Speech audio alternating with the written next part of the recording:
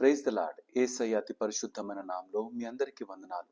ఈ దిన లేఖన భాగం 1 యోహాను 2వ అధ్యాయము 9వ వచనం చదువుతున్నాను. వెలుగులో ఉన్నానని చెప్పుకొనుచు తన సహోదరుని ద్వేషించువాడు ఇప్పటి వరకు చీకటిలో ఉన్నాడు. వెలుగులో ఉన్నానని చెప్పుకొనుచు, వెలుగు యేసయ్య. నీ జీవితంలో చీకటిని తొలగించేది యేసయ్య. నీ బ్రతుకులో సంపూర్ణమైన వెలుగుతో నింపేది యేసయ్య. నేను యేసయ్యలో నిలబడి ఉన్నానని చెప్పుకొనుచు సహోదరుని ద్వేషించువాడు. ద్వేషము చీకటితో నింపబడిన బ్రతుకు. ద్వేషము అపవాది మనకు నూరిపోసే మాట. ఈ చీకటి బ్రతుకును మనకు నూరిపోస్తే మనము ద్వేషంతో నింపబడ్డ వారంగా ఇతరులను ద్వేషిస్తాం. నాకేం దొరుకుతుందో అన్న ఆలోచనతో ప్రేమించే ప్రేమ యేసయ్య ప్రేమ మాత్రం కాదు. నేనేం పొందుకోగలను ఈ ప్రేమను చూపిస్తే అంటూ ప్రేమిస్తే ఇది కూడా అపవాది ప్రేమే అవుతుంది. కానీ స్వార్థము లేని ప్రేమ ద్వేషించదు. ఏ స్థితిలో ఉన్నా ద్వేషించకుండా ప్రేమించేదిగా ఉంటుంది. లాభాపేక్షను వెతకకుండా ప్రేమించే ప్రేమ యేసయ్య ప్రేమ. ఆ సిలువలో ఒకడు లాభము కొరకు మాట్లాడతాడు.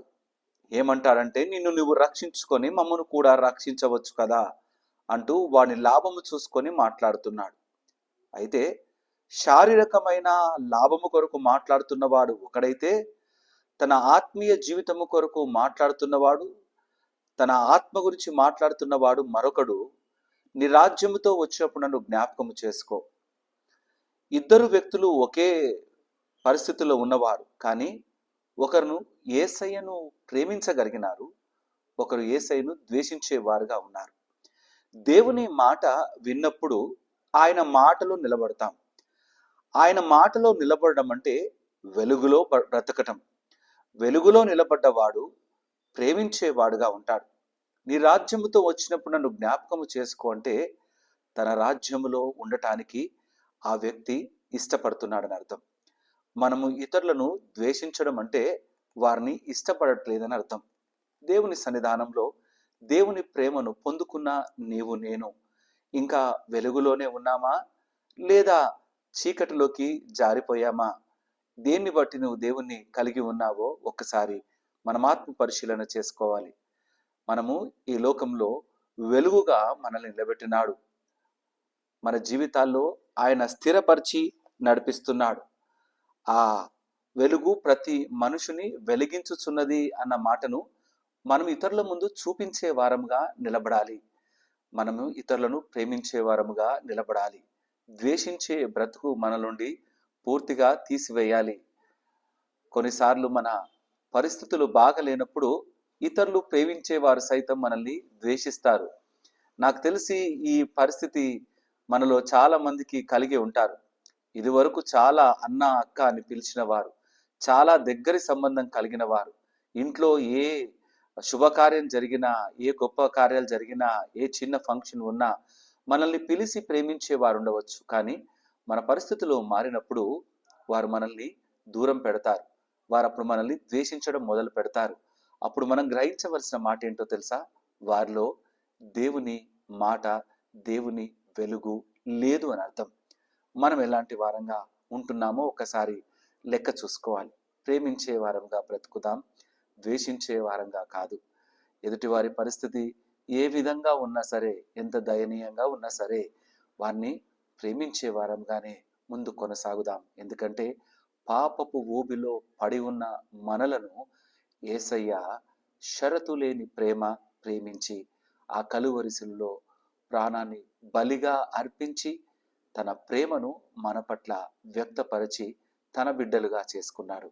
ఈ దినాన మనము ఆయన బిడ్డలుగా బ్రతుకుతున్న ఈ జీవితాన్ని నమ్మకమైన వారముగా, వెలుగులో నిలబడ్డ వారంగా, ఇతరులకు ఆ వెలుగును కనపరిచే విధంగా, చీకటిని తొలగించే వెలుగుగా బ్రతికే వారంగా మనముందాం. దేవుడి మాటలు దీవించి ఆశీర్వదించును గాక. ఆమెన్. తల వంచుదామా? నాతో పాటు ప్రార్థనలు ఏకీభవించండి. మా ప్రియ యేసయ్య, మీకే వందనాలు. అపవాది అనేక సార్లు మమ్మల్ని చీకటిలోకి లాగుతూ ఉండగా, నాయన నీ వెలుగు కిరణాలు మా పైన ఎల్లవేళలా నా తండ్రి ప్రసరింపజేస్తూ మమ్మల్ని నా తండ్రి నీ వెలుగులో నిలబడులాగున నీ వాక్కుతో మమ్మల్ని సరిచేయమని ప్రార్థన చేస్తూ ఉన్నాం. మేము ద్వేషించే వారంగా కాకుండా మేము ప్రేమించే వారంగా మమ్మల్ని నిలబెట్టమని ప్రార్థిస్తున్నాను. ఇందును బట్టి మేము నీ వెలుగులో ఉన్నామన్న మాట నా తండ్రి గ్రహించులాగున మాకు సహాయం దయచేయమని ప్రార్థన చేస్తున్నాం. యేసయ్య, ఎంతో మంది బిడ్డలు చీకటి మయమైపోతున్నారు. అట్టి వారిని నీ వెలుగుతో నింపమని ప్రార్థిస్తున్నాను. నీ ప్రేమతో నింపమని ప్రార్థన చేస్తున్నాను. నీ వాక్కుతో నింపమని ప్రార్థన చేస్తున్నాను. అయ్యా, వెలుగు కలిగిన వారిగా, ఇతరుల నమ్మకమైన ప్రేమ చూపించేవారిగా, ద్వేషాన్ని నాతో విడిచిపెట్టేవారుగా స్థిరపరచుమని ప్రార్థన చేస్తూ ఈ దిన ఆశీర్వాదాలతో నిలబెట్టి నడిపించమని యేసయ్య అతి పరిశుద్ధమైన నామములో అడిగి ప్రార్థించి వేడుకుంటున్నాము నా తండ్రి. ఆమెన్. దేవుడు మిమ్మల్ని దీవించి ఆశీర్వదించును గాక. ఆమెన్.